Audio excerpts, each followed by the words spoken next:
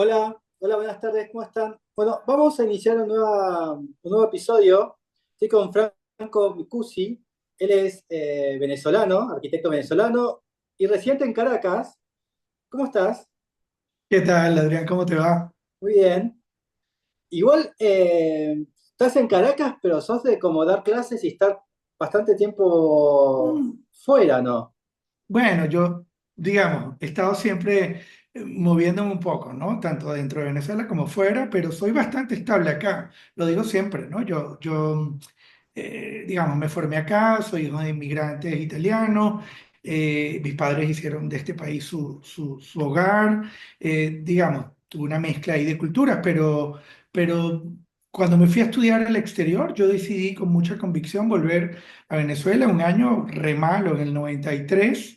Yo estuve trabajando con Rodolfo Machado y Jorge Silvetti, que son unos célebres argentinos de la Sí. Universidad de Harvard. De hecho, vivía en la parte de atrás de su casa, en un anexo que me alquilaban para pasear a su perro. Y yo volví a Caracas en un momento terrible a nivel político, económico, y lo hice un poco por convicción, porque quería iniciar mi propia firma, quería involucrarme con la academia ya de modo más permanente, y así fue que ocurrió. Y ya eso fue hace 30 años atrás. Así que he Digo, estado prácticamente siempre acá, pero moviéndome un poquito de un lugar al otro, ¿no?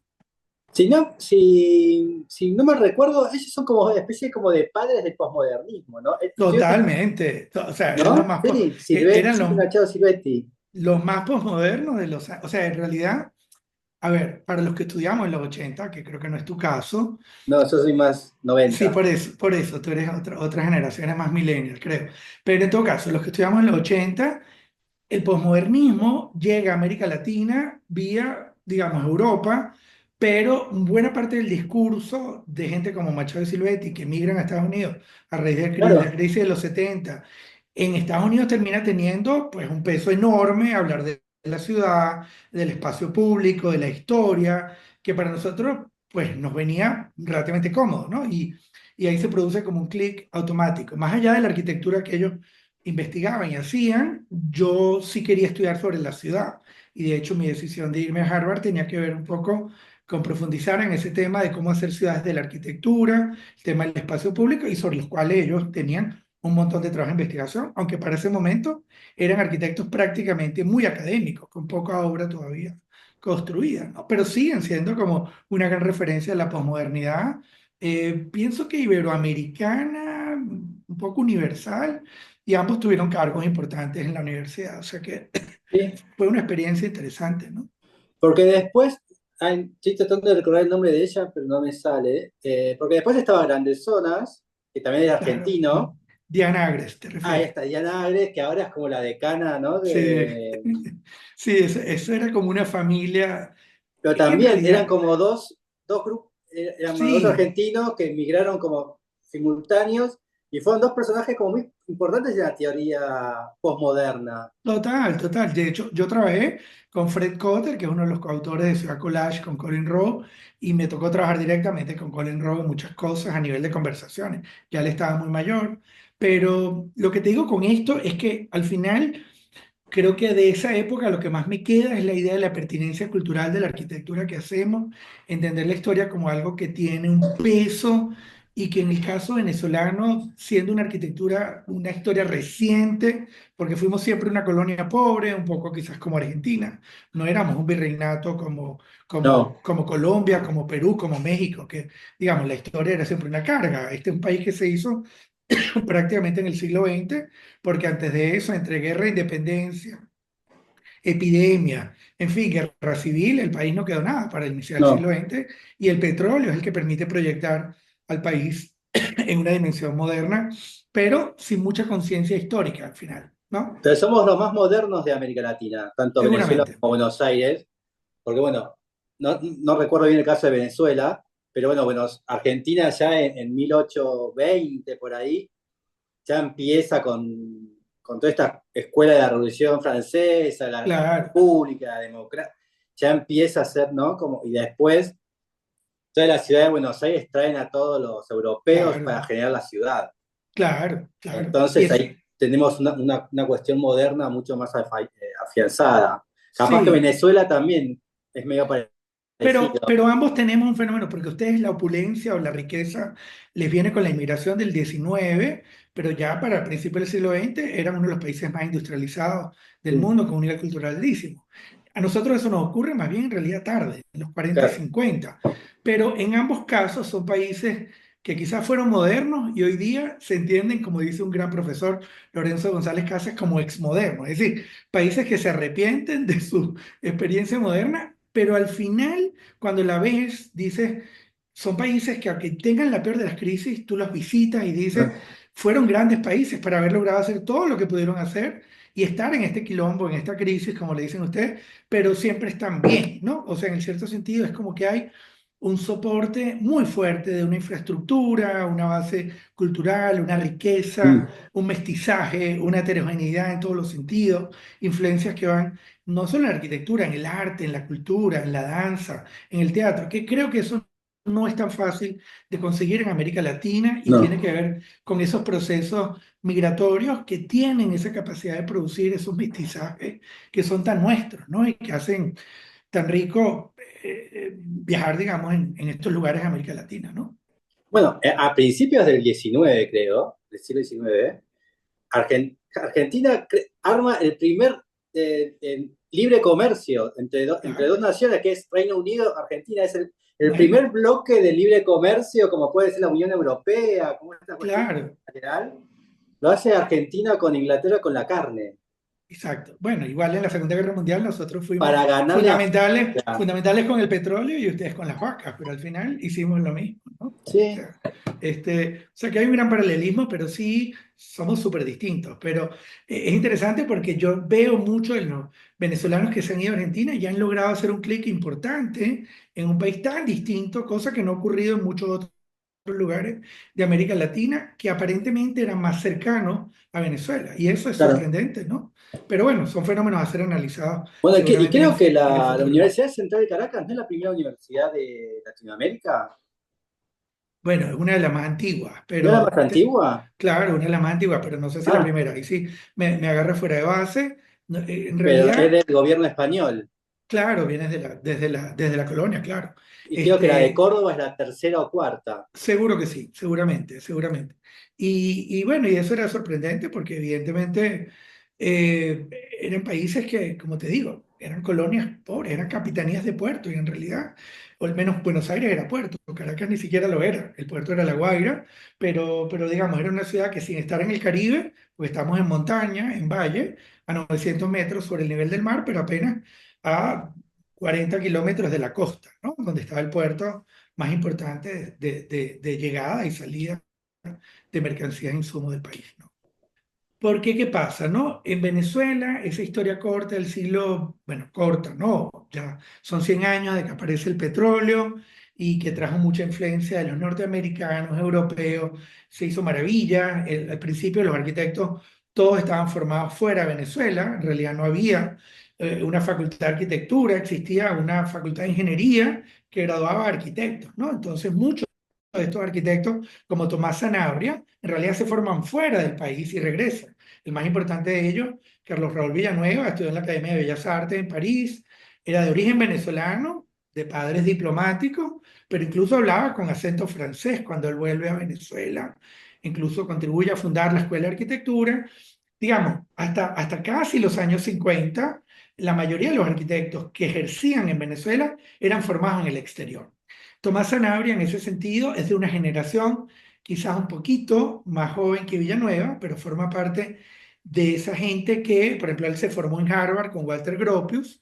En realidad era un tipo que había hecho primero ingeniería aquí en Caracas, en la Universidad Central, luego hace su máster en arquitectura en la Universidad de Harvard, un tipo con una gran visión hacia lo funcionalista, evidentemente, pero además con unas particularidades porque estudiaba mucho la geografía, volaba en la ciudad, en su propio avión, además él la fotografiaba, dibujaba exquisitamente, hacía apuntes sobre el clima, sobre el trópico. Como profesor nos enseñaba a hacer abacos solares manualmente para entender la sombra no como un decorativo del edificio, sino como un objeto de análisis para entender cómo la temperatura iba a incidir. Por ejemplo, este edificio, que es la torre del Banco Central de Venezuela, que se hizo entre los 60 y principios de los 70, un proyecto moderno absolutamente alucinante, que las fotos no le hacen justicia quizá, absolutamente urbano, un cuerpo bajo, una torre. El primero fue el cuerpo bajo, que para mí es impresionante, porque tiene como esa condición de edificio radiador, ¿no? Como ese filtro, esa membrana,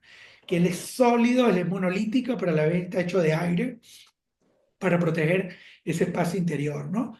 Y la torre, luego, por el contrario, es como un dispositivo que regula el impacto de la temperatura a partir de estas membranas vaciadas en concreto, como esta suerte de alero, que, bueno, solo un banco como el Banco Central en los años 70 podía pagar esta obra, que incluso intentaron desistir de esto, hasta que él demostró que era fundamental hacerlo, midiendo la temperatura del espacio interior y exterior para, digamos, fortalecer esta idea de una arquitectura absolutamente sostenible, como se dice hoy día, pero que en esa época no se hablaba de eso. La arquitectura tenía que ser sostenible por principio, de otra manera dejaba de tener sentido, no había manera de pensarlo de otra manera. Y como Además, una arquitectura lógica, ¿no? Como, correcto, correcto. Y además lo interesante es que él empieza siendo un hotel como el Hotel Humboldt, que es más como un estilo internacional, en el estilo Gropius, en los años 50, y luego va mutando, como le pasó también a Villanueva, a muchos otros, un poco entendiendo la lógica del lugar, evidentemente las influencias culturales. Los años 70 teníamos los mejores carpinteros, no solamente españoles e italianos, sino los portugueses llegan en los 70,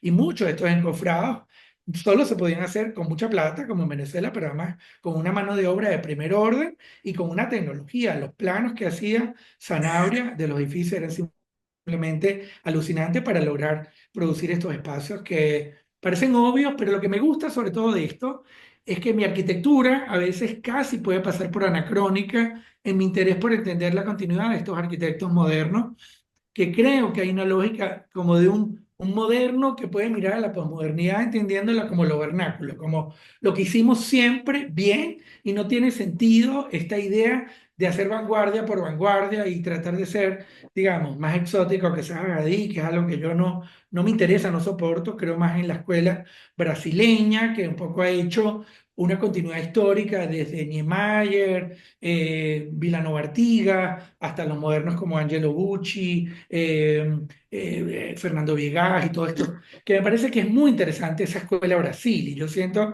que Venezuela necesita recuperar ese norte, un poco sin nostalgia, eso sí, ¿no? Sin tratar de ser historicista, pero entendiendo que queremos investigar más estos tipos. Ese era un poco mi punto. Por eso quería hablar primero de Sanabria y del Banco Central.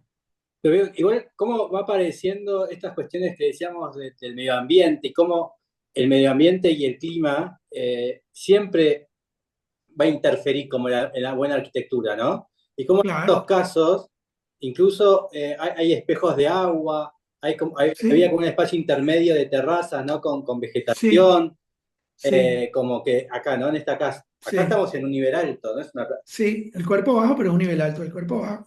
Y este es el último nivel del cuerpo bajo, que se asume ya como una terraza jardín. Evidentemente no era un concepto original, pero un concepto que en el trópico tiene mucho sentido, y por eso Le Corbusier tuvo éxito, evidentemente, en lugares como la India, ¿no? No tiene tanto que claro, ver con... Entonces creo que eso, que en nuestro caso se dio como espontáneamente por la capacidad de estos arquitectos que fueron formados afuera, pero que, bueno, y algunos que vinieron de afuera también lo hicieron muy fuerte, no solamente en edificios institucionales, sino en vivienda, entendiendo que la vivienda era más importante la terraza para estar fuera que el espacio para estar dentro. ¿Me explico? Y creo que eso era como un poco una apropiación de esa arquitectura colonial, de los corredores, de los patios, pero llevado a una modernidad casi extrema, ¿no?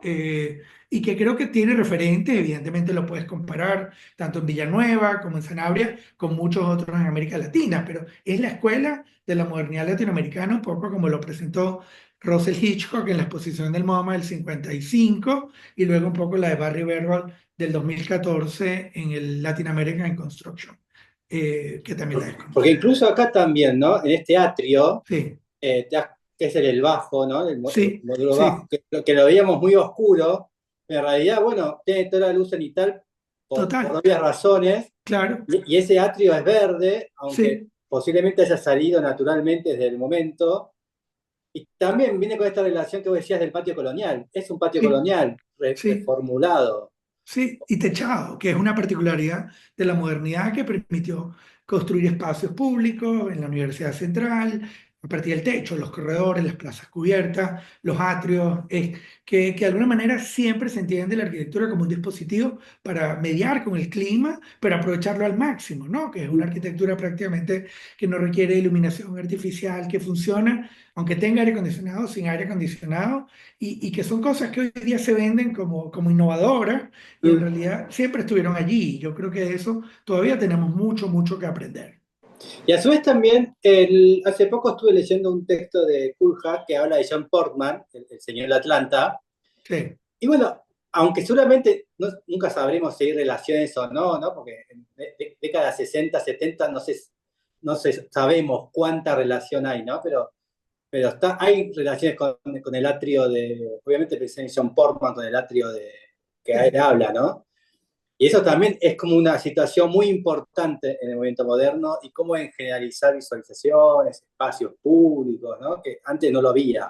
Claro, claro. Pero lo que es interesante acá, tanto en Villanueva como en Zanabria, era también una preocupación por hacer ciudad. Había un modernismo, bueno, y algunos, el mismo Zanabria, ¿no? Demolió buena parte, hizo renovación urbana, pero estudiaba mucho la ciudad, hacía planes urbanos y siempre veía la ciudad como una oportunidad para tratar de que la arquitectura la pudiera completar, la mejorara, pero sin renunciar un poco a ese heroísmo de la modernidad que de algún modo, bueno, se hizo muy nuestro, ¿no? Y parte de la identidad de lo que se terminó haciendo en Caracas y que yo creo que todavía persiste, pero que podemos llevar un poco más lejos, ¿no? Por ejemplo, ahí esos atros en la fachada lateral son una manera de coger la luz del norte sin abrir directamente al este y al oeste, Es eso. buscando una luz indirecta. O sea que al final es como otra suerte de patio, pero es un patio que no funciona en planta, sino que funciona en vertical. Entonces que te incorpora igual el jardín, como siempre metiendo esa situación de que estoy dentro, pero estoy fuera, y es como una recurrencia en todo. Entonces siempre los techos son los remates, son espacio impresionante, las plantas bajas tienden a generar como lugares muy abiertos. Este es el mismo arquitecto que hizo el edificio que te gustó mucho, que publiqué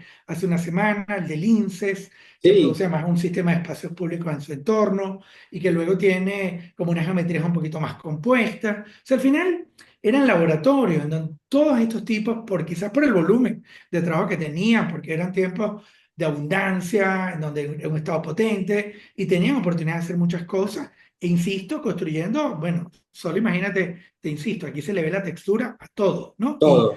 Y está absolutamente impecable a pesar de los malos tratos que ha recibido, porque son arquitecturas que resisten prácticamente todo, ¿no? Quizás lo injusto cuando se le califica este término brutalista, que empieza a ser un poco ya un fetiche a nivel universal, metiéndolo en esa cola que no tiene nada que ver. O sea, no todo el concreto es brutalista, No, y eso hay que entenderlo, porque esto es un concreto tan refinado como Mies van der Rohe en su mejor momento, pero hecho de una materia como el concreto, que evidentemente tiene unas alegorías a la masa, a la materialidad, al peso y a una tradición propia de lo que ocurrió en Caracas de los 50. sí, estos tabiques que tienen como esta línea intermedia, Correcto, exacto, tienen exacto. unos elementos de articulación casi como imitando la estructura metálica, ¿no? Exactamente, exacta. Lo cual parece una tontería, pero digamos, tiene su relevancia, su valor, porque termina siendo que en el trópico todo eso tiene una cosa fundamental, un poco lo que pasaba con el barroco,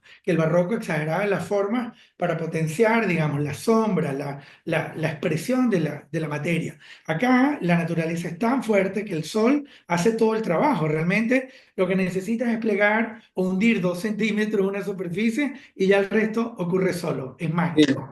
Y eso parece una tontería, pero toma tiempo entenderlo, creo yo. Sí, o incluso esto, ¿no? La uña ese, ¿no? Ese Sí, buñado, sí, eso no es el brutalista, eso para no lo hubiese nada, permitido para nada. nunca. Claro, claro. Lo Y en el hizo Testa brutalismo para que siempre se lo... impera como esa lectura de lo alegórico, ¿no? De esa forma que tiene que imponerse con una lectura a distancia, a veces más que en la cercanía. Esto, en ese sentido, por eso creo que aquí todavía hay mucho de la escuela de Gropius, evidentemente en Tomás Sí. Sanabria, pero ya alejado del estilo internacional, del Hotel Humboldt y de ese primer periodo, del cual pues terminó haciendo cosas muy fuertes luego, ¿no? En No, toda la vida. Tomás Tandavia es precioso. Creo que, Sí, pero mucha gente no lo conoce. De hecho, no, ¿sabes qué? por Yo ejemplo, hice como una, ¿cómo se llama? Como un juego, va, cuando hacía las 100 preguntas, como para chequear esto, lo puse como opción de pregunta. Sí, es que al final pasa que Y en Venezuela Villanueva copó tanto la escena a nivel internacional que casi todo lo que vino a la par o luego terminó siendo un poco eclipsado, ¿no? De sí. hecho, Sanabria con el Humboldt era la portada de la exposición del MoMA del 2014, pero por ejemplo este edificio no entró, que a mí me parece increíble que no haya entrado, y todo el que viene a Caracas se queda boquiabierto cuando ve esta obra, ¿no? El hotel Y también es muy lindo. el hotel está muy lindo, pero de hecho, en esa exposición de Noma, que hace que pusieron más todos sus apuntes sobre la geografía, sobre el paisaje, sobre el análisis del clima, del medio ambiente, que es algo sorprendente porque es un arquitecto que es un geógrafo, a la vez ingeniero, pero es sensible, digamos, estudia la ciudad, es urbanista, a la vez. Es un perfil que yo creo que tiene como mucho mérito de ser conocido en profundidad. ¿Y por qué crees que porque en Argentina al menos, el movimiento moderno tuvo como dos vertientes, ¿no? Tenías como la versión capaz de Mario Roberto Álvarez, que era como el International Style, el que trajo el International Style, y después tenías como la versión de Le Corbusier con Lindo Teste y todos los demás. Pero en realidad siempre en América Latina pegó mucho más fuerte Le Corbusier que Mies. Claro. Pero el brutalismo pegó muchísimo más fuerte, ¿no? Y Meyer. Perdón, en Venezuela, ¿esa relación es la misma? ¿O Mm, ahí varía un poco más?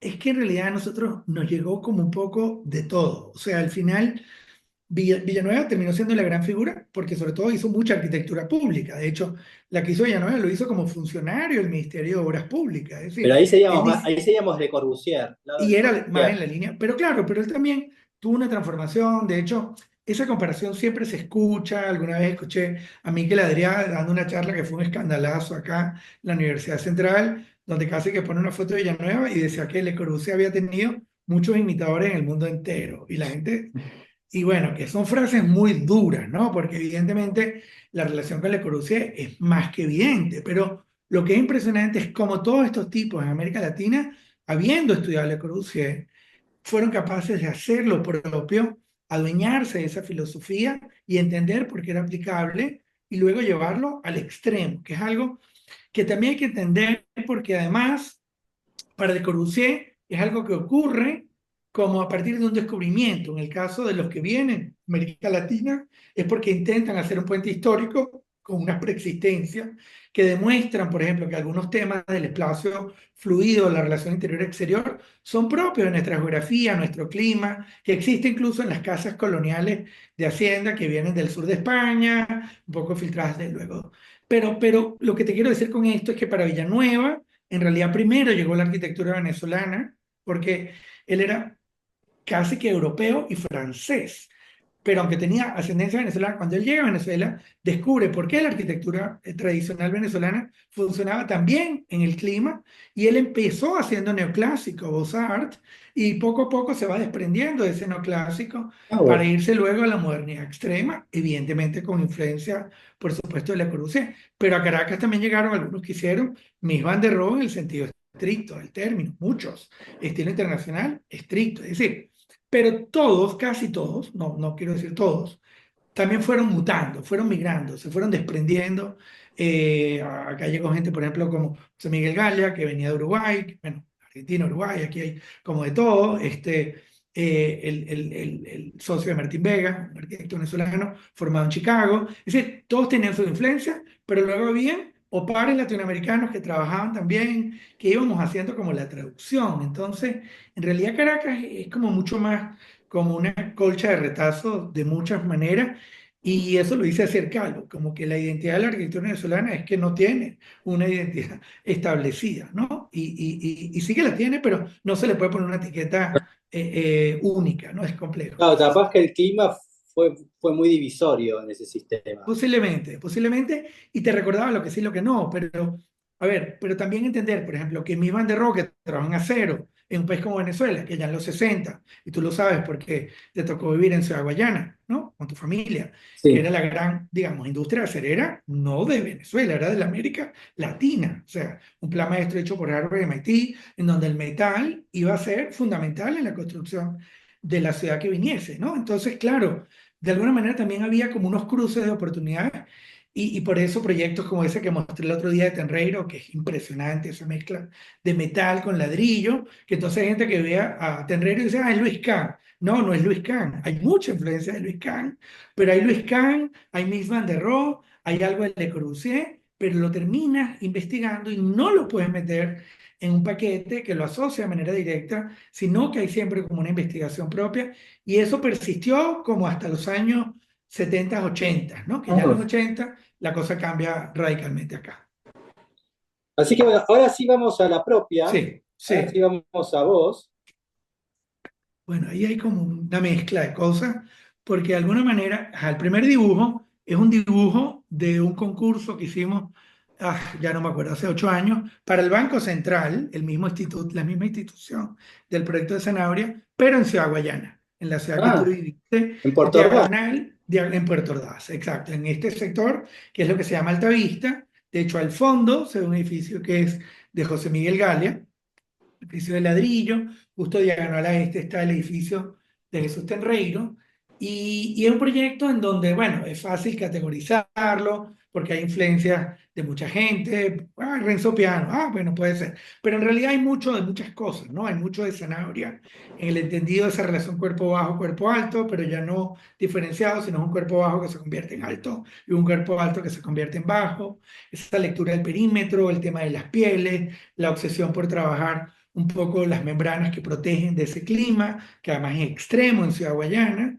pero en este caso es metálico, ¿no? Porque además, estando en Ciudad Guayana, para nosotros era como indiscutible que debíamos trabajar en metal. A partir de ese concurso, mezclé esta obra que en realidad es anterior al concurso, pero que se conjuga en muchos temas que empiezan a aparecer luego. Por ejemplo, esto también fue parte de un concurso para PDVSA, que es la gran petrolera venezolana, que fue un pequeño proyecto que ganamos a nivel de concurso, que era este edificio que se tenía que construir en 3 meses. Y había que entregar el concurso en una semana, entregar el proyecto en un mes y la obra tenía que estar lista en 3 meses para una cumbre de la OPEP.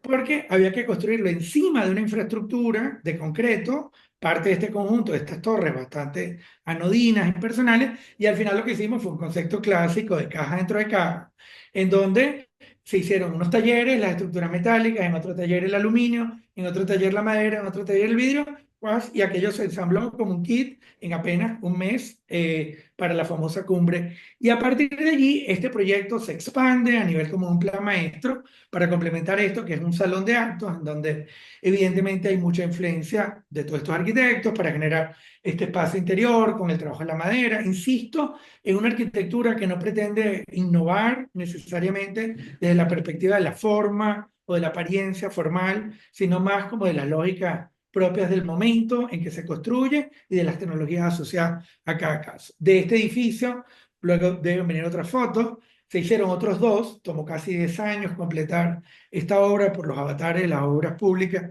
en Venezuela. Además que, para colmo, mi hermana había sido despedida de esta empresa y el apellido Micucci no es Martínez o Pérez, o sea que era muy fácil entender como ciertos rasgos de vulnerabilidad en el proceso de trabajar para la industria petrolera más importante del país, digamos, trabajar para el gobierno. Pero fue ganado por concurso, ellos quedaron muy contentos con esta parte y terminamos de desarrollar el plan maestro para otros dos edificios que aparecen en una vista seguramente posterior. Acá empiezan a verse, bueno, lo que está a un lado era una plaza que nunca se terminó de desarrollar, que era como un centro biblioteca cultural donde se iba a albergar todo lo que era la colección de la historia del petróleo en el país, con un auditorio y una cierta museografía. Entonces se empiezan a mezclar este tema del techo, la relación con el paisaje, la manera de captar luz natural a través de estos lucernarios, o este edificio a la derecha era un centro de salud con comedor y deportes, en fin. Pero insisto que es una cosa que casi tiene una lógica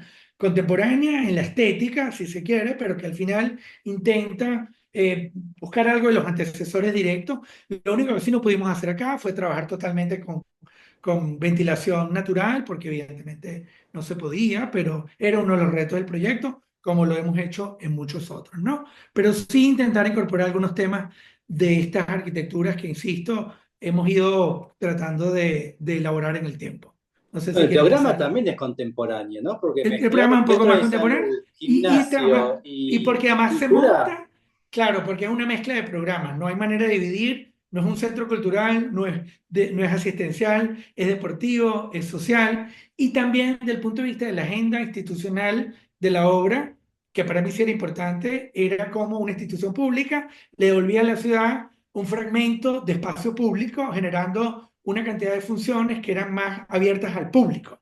A diferencia de la torre, que era un elemento hermético, diseñado casi en una visión corporativa en los años claro. 70, ¿no? De hecho, esto era una cancha de deportes que quedaba en el sótano, entonces se construye este edificio, se lleva al techo para generar este espacio contiguo a este montón de edificios residenciales en el borde y que podían de alguna manera eventualmente interactuar. Solo que esta obra nunca se terminó, eso es una novela que no te puedo explicar, pero son de esos intentos fallidos propios de la América Latina. Si quieres avanza un poco más y terminar más como un poco entendiendo que la idea de construir sobre lo construido, eso también es importante acá, porque en realidad no es una obra nueva. Eso también me parece que es importante, que es cómo lidias con una preexistencia fuerte que negaba completamente este corredor vial, que era la Avenida Libertador, que es una suerte de autopista muy interesante, porque ella funciona como autovía expresa a nivel soterrado y a nivel superficial es una vía local, es decir, tiene cruces, tiene aceras, etcétera, pero el edificio ignoraba completamente ese frente y nuestro reto era cómo hacer que la institución pública se proyectara, al menos generando un guiño hacia esa avenida en una condición de borde urbano, un poco mostrando la circulación, las entrañas de los programas, imaginándose que lo que ocurriera dentro se pudiera mostrar hacia la ciudad, ¿no? Que creo que era un poco, un tema también un poco derivado de algunas cosas que dice Kuljas y que evidentemente pues alimentan esta idea de los edificios híbridos que mezclan un montón de cosas, no solo de programa, sino de lenguaje y de tecnología. En general, mis proyectos o nuestros proyectos, me gusta hablar en plural, casi siempre apuntan a cosas distintas. Bueno, este es el mismo que veíamos antes, Ah, en pero es más principio. como el del Banco Central, que empiezas a ver que hay como mucho de ambos, ¿no? Aquí incluso hay una mezcla de lenguaje, pero siempre manejando esa condición del cuerpo bajo que construye ciudad, tratando de generar esas galerías, unos dispositivos que protegen del sol, porque acá el verde, aunque no parezca, no se da tan bien. En el sur del país hay verde en determinadas zonas, pero en realidad Puerto Ordaz es más bien seca, es una tierra arcillosa, hasta cierto punto infértil. Entonces, en realidad, este edificio, que toma algo del Banco Central y del otro proyecto de PDVSA, en realidad empieza a mezclar esta noción del edificio que actúa como un dispositivo que intenta filtrar el medio, generando espacios públicos, conteniendo naturaleza. Un poco lo que decíamos antes, ¿no? Donde la arquitectura pasa a ser como una suerte de maceta que construye naturaleza a partir de la manera que produce sombra, confina humedad, utiliza el viento, da más sombra en algún sentido que en el otro. Y además este programa, si el anterior era híbrido, este era mucho más híbrido, porque además esta región del país es la región rica en oro y esta sede del Banco Central en realidad era para, en teoría, albergar o proteger el oro del país que se extrae del sur del país. Por lo tanto, era como un banco en el sótano, como una cosa muy protegida, y arriba tenía desde instituciones educativas, un museo del oro, oficinas públicas, una sede del banco, y arriba era todo lo más corporativo, pero también los servicios. Entonces aparecía nuevamente la terraza como jardín, el techo que recogía el agua, una cantidad de temas bastante obvios, pero que interesaban los efectos de cómo hacer un edificio verdaderamente contemporáneo en un contexto como el actual. Pero acá no ganamos, acá llegamos en tercer Ah, lugar, lo ganó una firma que hizo un edificio en forma de tepuy. Esto es un poco una imagen de lo que el edificio empezaba a hacer con esta cosa de las membranas que se desprendían para generar estas galerías en el borde, a la vez que protegían estos espacios intermedios de patios, semipatios, siempre obsesionado un poco con la idea de captar luz y aire, pero a la vez protegiéndote de él. me sorprende eso que sea seco, porque no es como el inicio del Amazonas ya, el Orinoco. Sí, sí, pero la tierra, digamos, determinadas especies vegetales se dan, pero no son de las zonas, es decir, llueve mucho, pero, digamos, no se asienta, el agua corre, es Ah, diferencia a los llanos o las áreas centrales del país o la misma Caracas. Tiene que ver con el tipo de suelo tiene que ver con el tipo de geografía. Entonces el verde lo vas a encontrar mucho más hacia el sur del sur, es decir, no tan próximo al Orinoco o al borde norte de la ciudad. ¿Ok? Claro. Porque igual Venezuela tiene Amazonas, ¿o no? Claro, Sí, toda la tiene. zona sur. Mucha, mucha. De hecho, es la parte más antigua del mundo en general. Bueno, aquí está coleada otra imagen del proyecto Sí. anterior en relación al entorno. No, pero están como Como, muy unidos los tres sí, proyectos. es La lo que te verdad, quiero decir. Hay como una mezcla de lenguajes que empiezan a entender un poquito eso que me refería con la idea de la renuncia a la invención, ¿no? Sino asumir que hay unos códigos, hay una lógica de esa arquitectura racional que funciona, que es buena, que produce ciudad y que podemos aprender mucho de ello. Y de hecho, si brincamos a la maqueta, si lo tienes allí, es un digamos. concurso aún mucho anterior a este, porque es del 2002, un proyecto que hicimos también para una petrolera, fue un concurso privado para una empresa llamada Sincor, en un lugar que también era una zona industrial en el medio de la nada, ¿no? Y era un terreno enorme y ahí, bueno, de alguna manera hicimos un proyecto que un amigo, casi que como un poco en broma o en joda, me dice, estás como absolutamente moderno. Y yo digo, no me ofende en todo caso, le decía, porque lo que pretendíamos era hacer este edificio. Acá se ven algunos diagramas donde hablamos un poco del tema sostenibilidad, recolección de agua, techos verdes, el tema de las membranas, cómo a partir de ciertas grietas el edificio empieza a meter luz, a veces directa, a veces indirecta, donde el edificio en realidad era como una manzana de ciudad que estaba llena como de pasajes, corredores, patios más domésticos, patios más colectivos, en una zona industrial, pero otra vez insisto, como construyendo ciudad, ¿no? Construyendo ciudad en cuanto a que te proteges del entorno que es tan agreste, tan hostil, y produces toda una vida más bien interior. Y de hecho, era un edificio que hacia los bordes, en realidad era prácticamente imperceptible, no tiene visibilidad, porque era muy, muy bajo en altura, muy compacto en planta, pero todo el mundo tenía esa oportunidad de sacar un poquitico de cielo y de luz y de aire en cada espacio, ¿no? Era como una suerte de ciudad en miniatura, de colmena, pero también con muchas cosas que uno ve en el Medio Oriente, que llegaron al sur de España. Luego, evidentemente, hay Mies van der Rohe, hay Le Corbusier, hay todos los modernos, obviamente, ¿no? Que siempre Pero me creo interesaron que y fui la primera formado en imagen ello. pero la primera imagen me hace más recordar a los últimos modernos, que pueden ser los neerlandeses, ¿no? Que pueden Sí, ser claro, incluso claro, Koolhaas totalmente, o Willy totalmente, Maas. Los veo claro. más a Koolhaas Claro, sí, con, tienes con- razón, tienes razón, tienes razón, porque claro, ya este es un proyecto mío del 2002, ya me había ido a Estados Unidos, o sea, había entendido lo moderno, pero había vuelto un poco para comprender qué podía hacer esto, ¿no? Este tampoco lo No, es que ganamos está esa idea, ¿no? De que Koolhaas es el mayor modernista y o el no, mayor fan de Mies, ¿no? Como decir, ¿cómo sí, puede pero ser? Sí, yo, es un gran modernista. y la mitad de las cosas que se acumulan ocurren en Caracas sin proponértelo, o sea, de forma casi espontánea, ¿no?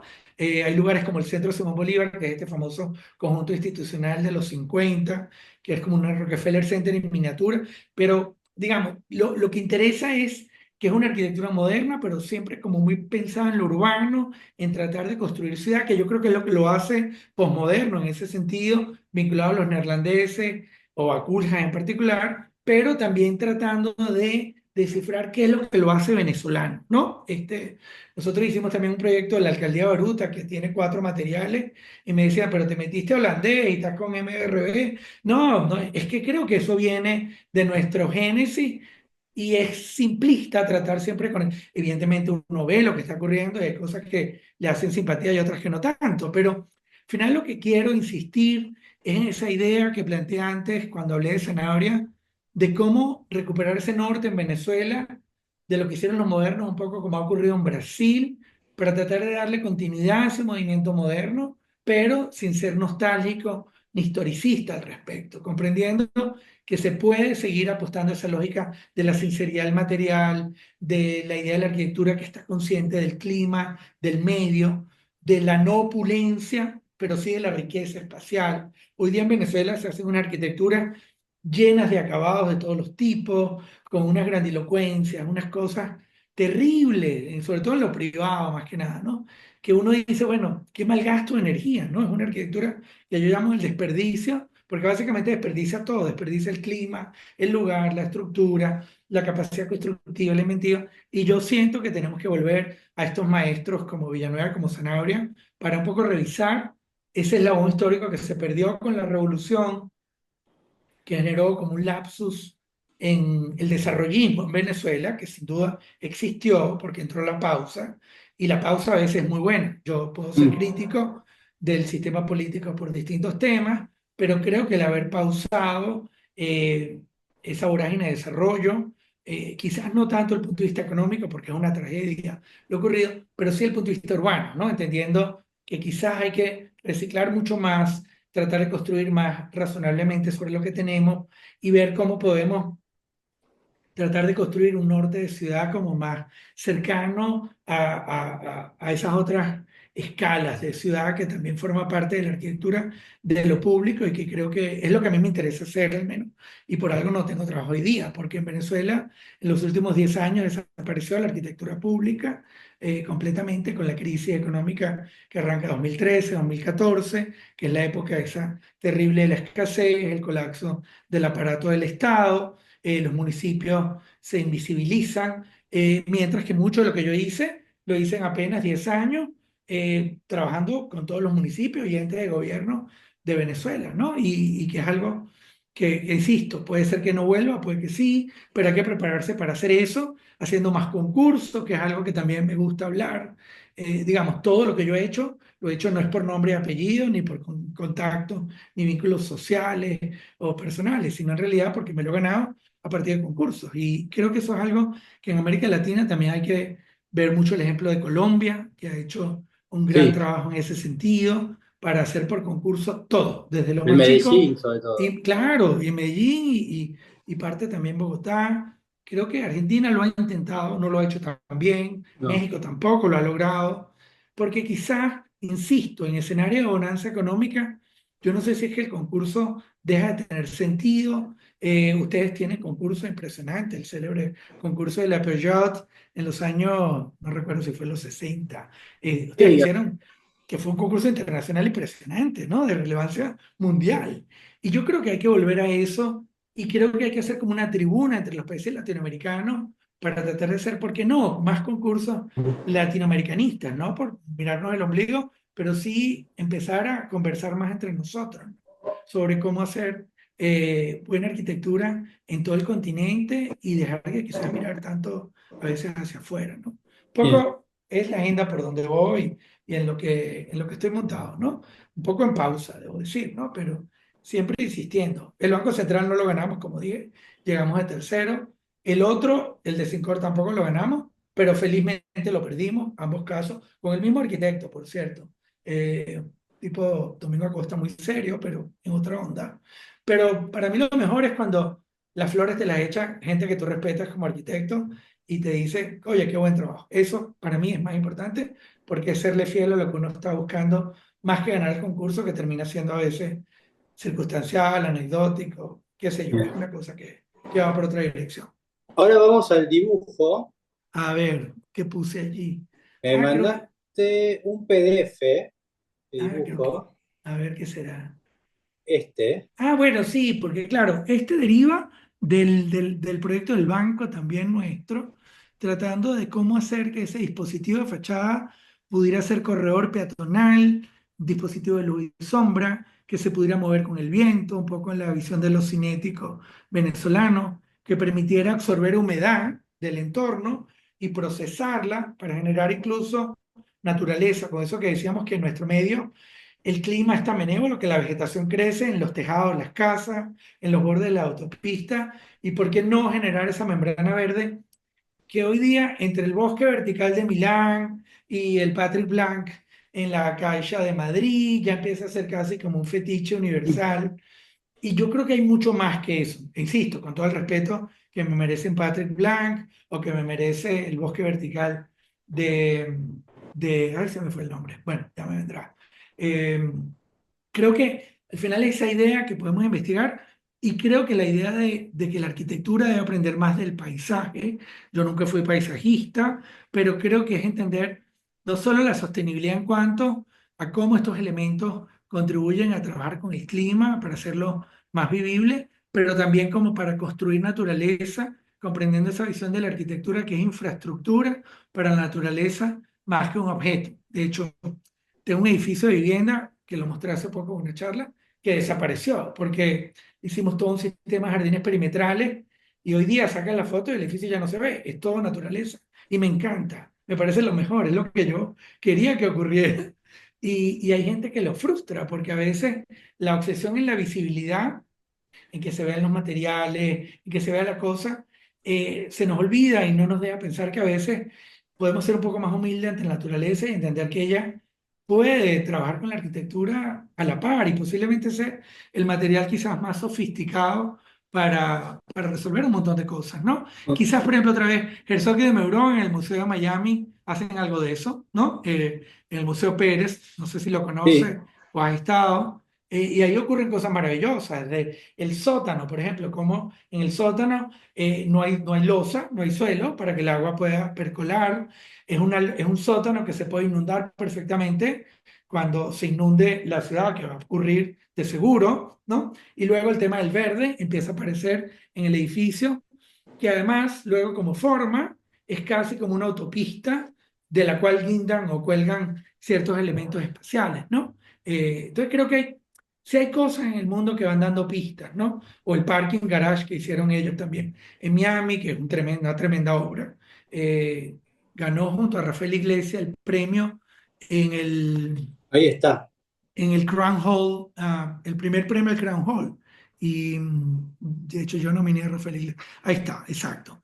Y creo que es un edificio, digamos, es interesante cuando estos suizos los sacas de contexto y pueden hacer cosas realmente inteligentes en Acá está lugares. lo que decías, este techo. Claro, o sea, a diferencia del nido de Beijing y todas estas cosas, ¿no? Que uno siente que es la forma por la forma, creo que acá empieza a haber una arquitectura que me interesa mucho en cuanto a su capacidad de traducir elementos que para ellos son como universales, pero que luego se hacen propios en cada lugar. Que también es un discurso que lo tenía mucho Moneo, que Moneo hacía que cada proyecto era distinto, ¿no? Cuando Sí. trabajaba en España o trabajaba en Estados Unidos o trabajaba en el Medio Oriente, y Moneo pareciera que fuera otro arquitecto, ¿no? Y creo que eso también interesa mucho, que es la idea de alejarse un poco de la marca, ¿no? Como el proyecto serializado, como Igual yo creo siempre. que también acá está volvemos de vuelta a la naturaleza.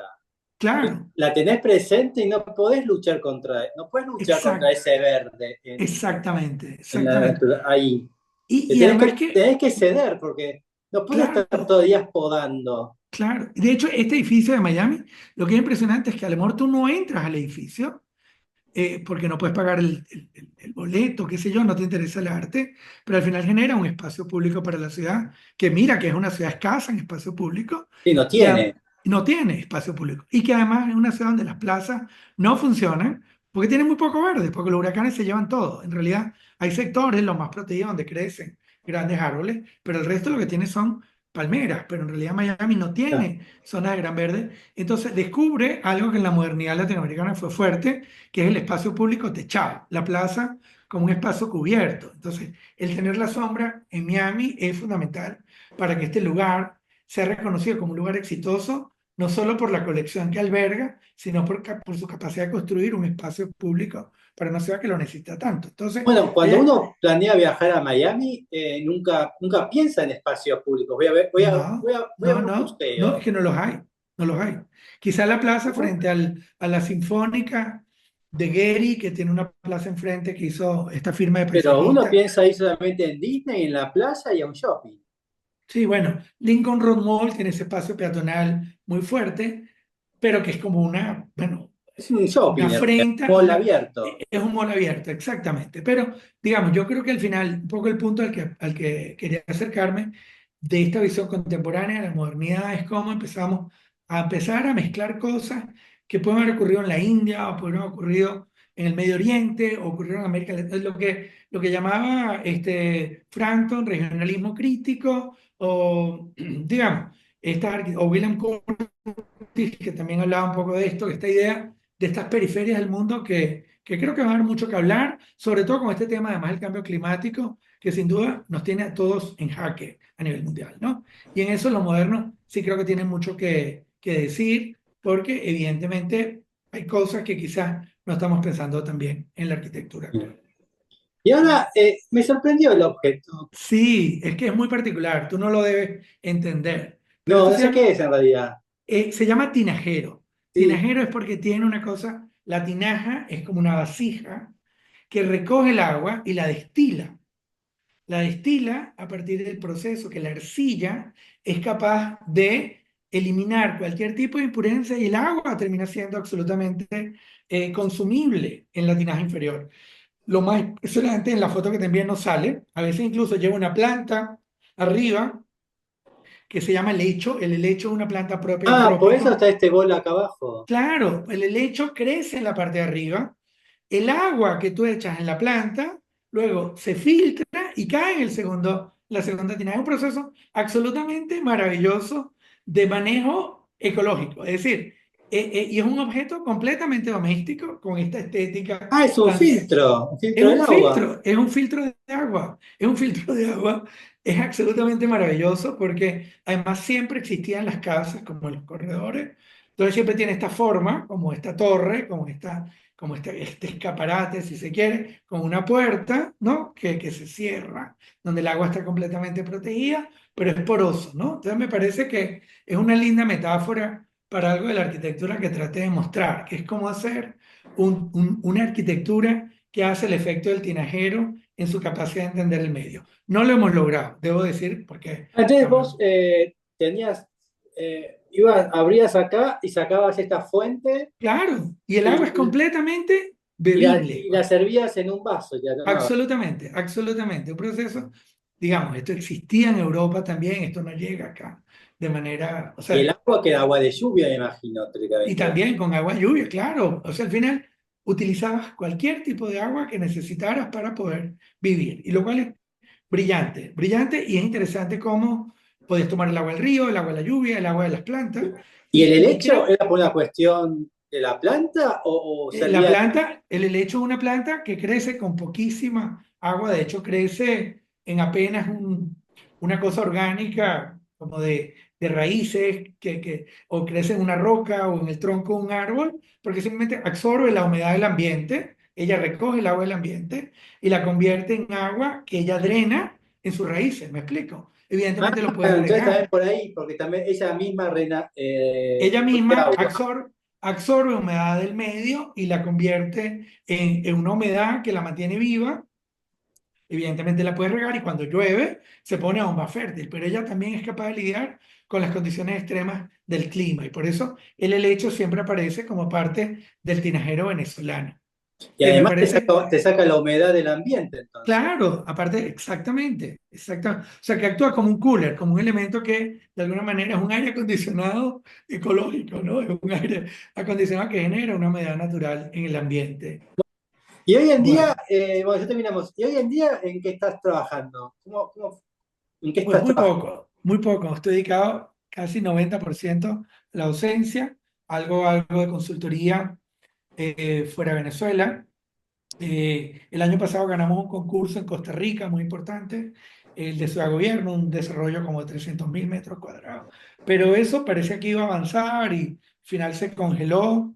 Proyecto impresionante que bueno, hubiera sido, pero acá muy poco. Hemos hecho algunas cosas de espacio público, cosas pequeñas que mantienen el despacho andando en términos de reforma, pero realmente no logro lo que quisiera estar haciendo. Por eso, cuando te digo, no estoy haciendo nada, no es que esté de brazos cruzados, ¿no? Pero también a veces esos periodos cuando la cosa se detiene, también son necesarios para sentarte a pensar, a escribir, un poco haciendo revisión de estos 30 años de actividad profesional, un poco poniendo orden en la casa y tratando de prepararse para cuando venga la cosa. A No, pero veces estás haciendo un trabajo de investigación, porque eso, estamos publicando mucha sí, obra venezolana, correcto. un trabajo de libros, ¿no? Pero también con trabajo mío. O sea, un poco me interesa también entender mis propios errores, cosas que hice bien, cosas que no tan bien, cosas que fallé. Entonces empiezas a comprender, bueno, esa arquitectura que ocurrió en el siglo XX, que además casi no se estudió en profundidad porque estaba todo el mundo tan ocupado haciendo arquitectura, Estamos terminando un libro también sobre un arquitecto alemán que vino a Venezuela, que también hizo unas viviendas impresionantes, porque metió el trópico en la Bauhaus, o sea, una cosa que tiene mucho mérito. Se hizo también en Brasil, hay que decirlo, en mucha esa arquitectura moderna paulista o en Río, porque también llegaron muchos alemanes, evidentemente, a ese país, ¿no? Entonces creo que hay cosas interesantes de estos procesos que me interesan mucho de hibridación cultural y también de tiempo, ¿no? Como que se van cruzando para poco poner en contexto esa modernidad, insisto, sin nostalgia, y porque al final no soy investigador desde el punto de vista estricto, no me interesa que sea una investigación literaria en esencia, sino más documental, registrando las obras, estudiando sus planos, los procesos, cómo fueron hechos, qué las motivó, que a veces también hay que hacer como investigación práctica desde los diseñadores, ¿no? No de los, evidentemente, los teóricos que generalmente eran los que hacían los grandes libros de arquitectura, ¿no? ¿O qué fue lo que más te sorprendió de que se estaba haciendo y que no sabías en este trabajo? Es que fíjate, yo creo que en realidad lo que más sorprende es descubrir que algo que uno sabía, quizás empíricamente, empiezas a entender lo que está detrás, qué es lo que se estaba pensando, cómo se pensaba, ¿no? Y lo digo sobre todo porque además en estos tiempos como de la era digital, incluso con los estudiantes, que les cuesta la idea de deconstruir el edificio. Por ejemplo, con Tenreiro, que acabamos de abrir una exposición sobre la obra de Tenreiro en Miami, en la Universidad Internacional de la Florida.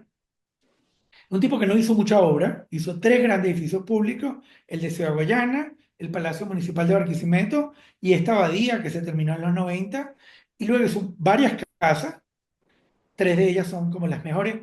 Lo que nos interesa es algo que estamos haciendo ahorita, pero los archivos de ese arquitecto prácticamente no quedó nada, porque muchos de esos arquitectos votaban todo.